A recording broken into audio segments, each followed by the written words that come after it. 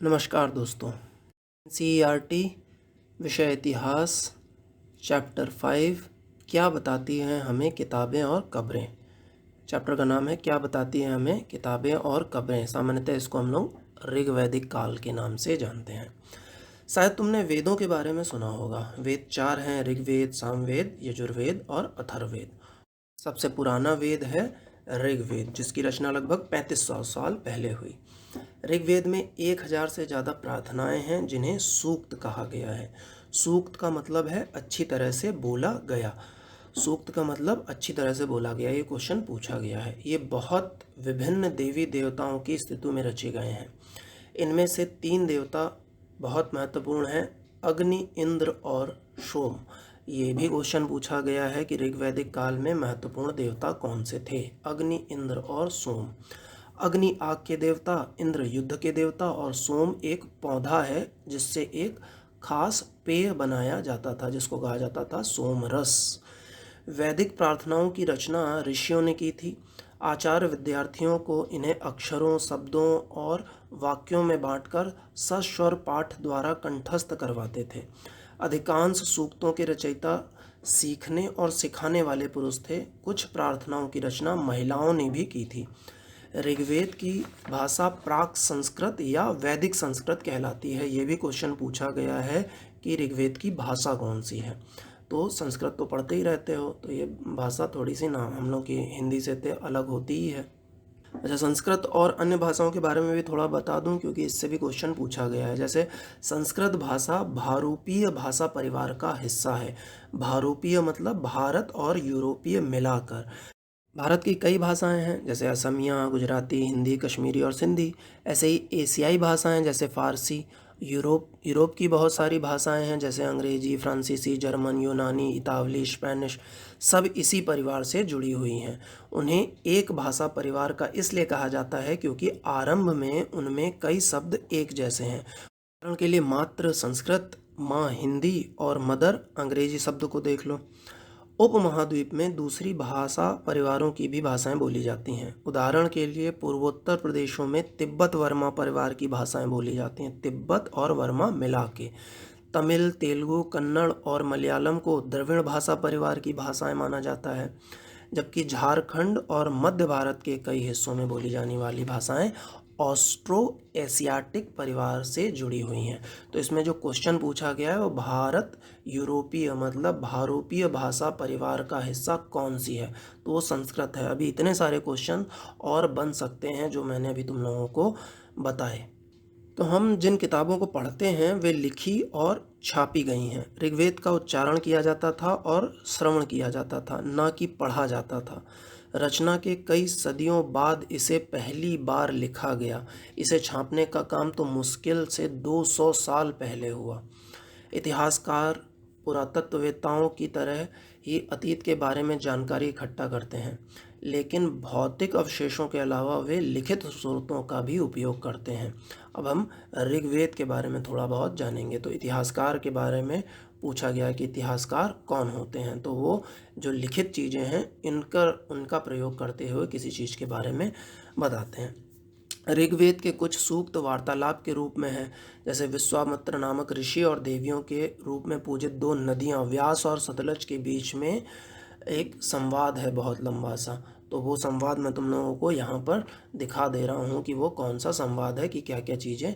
उसके बाद ये देखो, ये पांडुलिपि है जो कि हमें कश्मीर से मिली हुई है। ये लगभग 150 वर्ष पहले ऋग्वेद की को सबसे पहली बार छापने के लिए इसका प्रयोग किया गया था, और इसका अनुवाद भी जो किया गया है वो अंग्रेज़ों के द्वारा किया गया। तो ये अभी जो है ये महाराष्ट्र में पुणे में एक पुस्तकालय में सुरक्षित रखी गई है।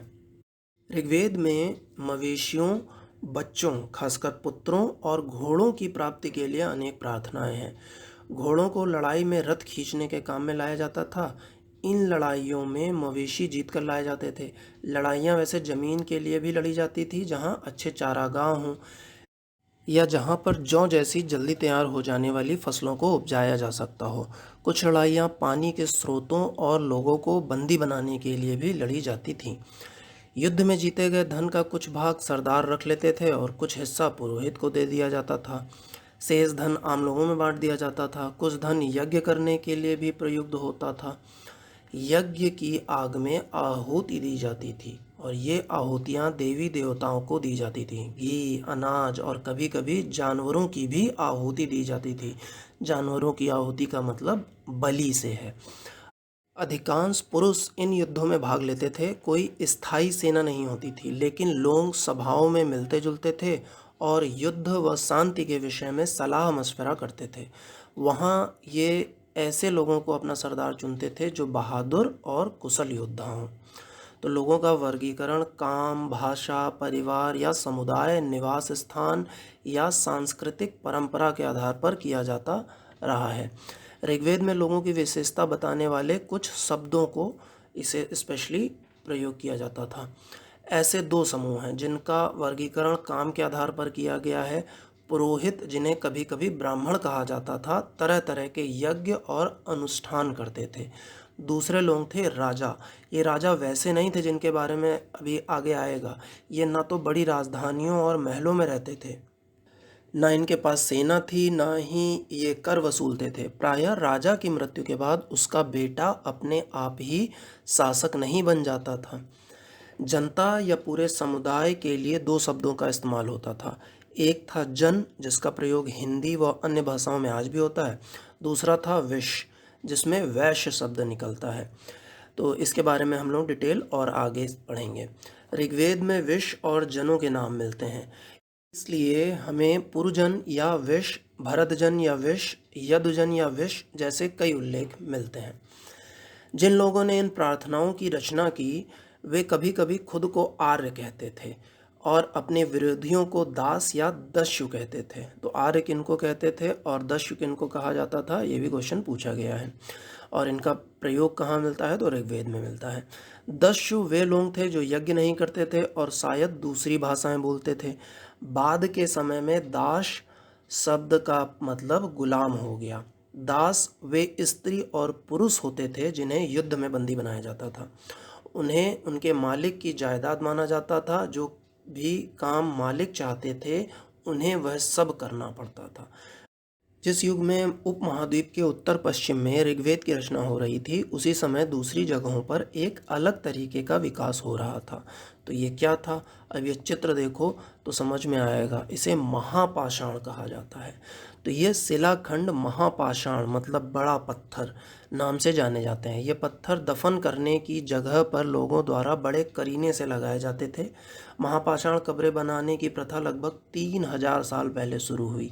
यह प्रथा दक्कन, दक्षिण भारत, उत्तर पूर्वी भारत और कश्मीर में प्रचलित थी। तो ये लगातार मैं तुम लोगों को फोटो दिखा रहा हूँ। कुछ महापाषाण जमीन के ऊपर ही दिख जाते हैं और कुछ महापाषाण जमीन के भीतर भी होते थे।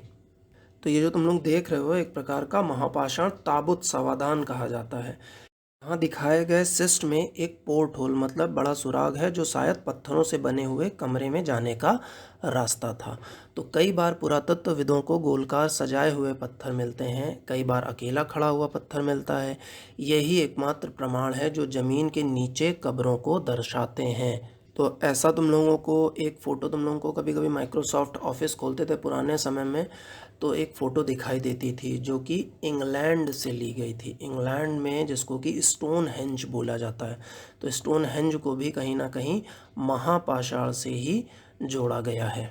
ये जो कब्रें बनाई जाती थी, इनमें कुछ समानताएं हैं। सामान्यतः मृतकों को खास किस्म के मिट्टी के बर्तनों के साथ दफनाया जाता था, जिन्हें काले लाल मिट्टी के बर्तन मतलब ब्लैक या रेड वेयर के नाम से जाना जाता है। इनके साथ ही मिले हैं लोहे के औजार, हथियार, घोड़े के कंकाल, सामान तथा पत्थर और सोने के गहने। ये सब तुम लोगों को हम नीचे दिखा रहे हैं जो उनके साथ दफनाए गए होंगे। तो पुरातत्वविद यह जानते हैं कि कंकाल के साथ कई पाई गई चीज़ें मरे हुए व्यक्ति की ही रही होंगी। कभी कभी एक कब्र की तुलना में दूसरी कब्र में ज़्यादा चीज़ें मिलती थी। तो ये तुम लोगों को दिख रहा है। मानचित्र फिर से देखो और इसमें ब्रह्मगिरी देखो, ब्रह्मगिरी कहाँ है, क्योंकि यहाँ एक व्यक्ति की कब्र में 33 सोने के मनके और शंख पाए गए हैं। दूसरे कंकालों के पास सिर्फ कुछ मिट्टी के बर्तन ही पाए गए। यह दफनाए गए लोगों की सामाजिक स्थिति में भिन्नता को दर्शाता है। कुछ लोग अमीर थे तो कुछ लोग गरीब, कुछ लोग सरदार थे तो कुछ लोग अनुयायी। कभी कभी महापाषाणों में एक से अधिक कंकाल मिले हैं, तो यह दर्शाते थे कि शायद एक ही परिवार के लोगों को एक ही स्थान पर अलग अलग समय पर दफनाया गया था। बाद में मरने वाले लोगों को पोर्ट होल के रास्ते कब्रों में लाकर दफनाया जाता था। ऐसे स्थान पर गोलाकार लगाए गए पत्थर या चट्टान चिन्हों का काम करते थे, जहां लोग आवश्यकता अनुसार शवों को दोबारा दफनाने आ सकते थे। अब फिर से एक बार मानचित्र देखो, इसमें इनाम गांव खोजो। ये कहाँ है? यह भीमा की सहायक नदी घोड़े के किनारे एक जगह है। घोड़े नदी का नाम है, घोड़े का मतलब घोड़े नहीं है। इस जगह पर 3600 से 2700 साल पहले लोग रहते थे। यहाँ वयस्क लोगों को प्रायः गड्ढे में सीधा लिटाकर दफनाया जाता था। उनके सिर उत्तर की ओर होता था। तो ये भी पूछा गया है कि उत्तर की ओर सर होता था या किस दिशा में सर होता था। कई बार उन्हें घर के अंदर ही दफनाया जाता था। ऐसे बर्तन जिनमें शायद खाना और पानी हो, दफनाए गए शव के साथ रख दिए जाते थे। एक आदमी को 5 कमरों वाले मकान के आंगन में 4 पैरों वाले मिट्टी के एक बड़े से संदूक में दफनाया गया है। बस्ती के बीच में बसा यह घर गांव के सबसे बड़े घरों में से एक था। इस घर में एक अनाज का गोदाम भी था और शव के पैर मुड़े हुए थे। इनाम गांव में पुरातत्वविदों को गेहूं, जौ, चावल, दाल, बाजरा, मटर और तिल के बीज मिले हैं। कई जानवरों की हड्डियां भी मिली हैं। कई हड्डियों पर काटने के निशान से यह अंदाजा होता है कि लोग इन्हें खाते होंगे। गाय, भैंस, बैल, बकरी, भेड़, कुत्ता, घोड़ा, गधा, सूअर, सांबर, चितकबरा, हिरन, कृष्णमृग, खरहा, नेवला, चिड़िया, घड़ियाल, कछुआ, केकड़ा, मछली की हड्डियां सब पाई गई हैं। ऐसे साक्ष्य मिले हैं कि बेर, आंवला, जामुन, खजूर और कई तरीके की रसभरियां भी एकत्र की जाती होंगी। अच्छा, कंकालों का अध्ययन क्यों किया जाता था? क्योंकि कंकालों के अध्ययन से ही पता चलेगा कि ये किस समय रहे होंगे। लेकिन ये पता लगाना बड़ा मुश्किल हो पाता था कि कौन सा स्त्री का है या कौन सा पुरुष का है, क्योंकि कभी कभी लोग कंकाल के साथ मिले सामानों के आधार पर इसका अंदाज़ा लगाते थे कि क्या रहे होंगे। उदाहरण के लिए, यदि कंकाल के साथ गहने मिलते हैं तो कई बार उसे महिला का कंकाल मान लिया जाता है। लेकिन ऐसी समझ के साथ समस्याएं हैं। अक्सर पुरुष भी आभूषण पहनते थे। कंकाल का लिंग पहचानने का भी बेहतर तरीका उसकी हड्डियों की जांच है, क्योंकि ऐसे नहीं पहचाना जा सकता था कि क्या है। कंकाल देख के नहीं पता लग सकता था कि ये बच्चे का तो है, लेकिन बच्चा लड़का है या लड़की ये नहीं पता लगाया जा सकता है। से लगभग 2000 साल पहले चरक नाम के प्रसिद्ध वैद्य हुए थे। ये पूछा गया क्वेश्चन है, चरक नाम के कौन थे? वैद्य थे या क्या थे? उन्होंने चिकित्सा शास्त्र पर चरक संहिता नाम की किताब लिखी। तो किताब चरक संहिता किसने लिखी है? वे कहते हैं कि शरीर में 360 हड्डियां होती हैं। यह आधुनिक शरीर रचना विज्ञान की 206 हड्डियों से काफ़ी ज़्यादा है। संभवतः चरक ने अपनी गिनती में दांत, हड्डियों के जोड़ और कार्टिलेज भी जोड़कर यह संख्या बताई थी। तो चरक के बारे में पूछा गया प्रश्न है। अब एटलस में देखो जरा चीन को। तो लगभग 3500 साल पहले हम यहाँ लेखन कला के सबसे पुराने उदाहरण पाते हैं। यह जानवरों की हड्डियों पर लिखा गया था। इन्हें भविष्यवाणी करने वाली हड्डियाँ कहा जाता है, क्योंकि यह मान्यता थी कि ये भविष्य बताती हैं। राजा लोग लिपिकारों से इन हड्डियों पर सवाल लिखवाते थे। क्या वे युद्ध जीतेंगे? क्या फसलें अच्छी होंगी? क्या उन्हें पुत्र होंगे? फिर इन हड्डियों को आग में डाल दिया जाता था, जहां इनमें गर्मी से चटक कर दरारें पड़ जाती थी। भविष्यवक्ता इन दरारों को बड़े ध्यान से देखकर भविष्यवाणी करने की कोशिश करते थे। जैसा शायद तुम भी सोच रहे होगे कि भविष्यवक्ता कभी कभी गलतियां करते होंगे। बिल्कुल करते होंगे। ये राजा शहरों में महल बनाकर रहते थे। उन्होंने बेशुमार दौलत इकट्ठा कर ली थी, जिनमें बड़े बड़े नक्काशी किए हुए कांसे के बर्तन शामिल थे। लेकिन वे लोहों का इस्तेमाल करना नहीं जानते थे। मीन्स लोहा नहीं जानते थे कि क्या था। अब आते हैं हम इससे संबंधित प्रश्नों पर। तो प्रश्न तो मैंने बीच में बताए हैं। फिर से एक बार, इनाम गांव के बारे में पूछा गया है, चरक के बारे में पूछा गया है। उसके बाद भारत के लोगों का एक समूह था जिसका उल्लेख ऋग्वेद में मिलता है। वे उत्तर पश्चिम भारत में रहते थे, तो ये भी पूछा गया है। ऋग्वेद की भाषा पूछी गई है, किसका हिस्सा थी, मतलब भारूपीय भाषा का हिस्सा हुआ करती थी। इसके बाद पूर्व यदु भरत जन विश इनका ऋग्वेद में उल्लेख मिलता है, ये भी पूछा गया है। एक चीज़ और पूछी गई है कि शव को हैं जो किस तरफ, इनाम गांव में शव जो हैं उनका सर जो है वो किस तरफ होता था, वो उत्तर की तरफ होता था।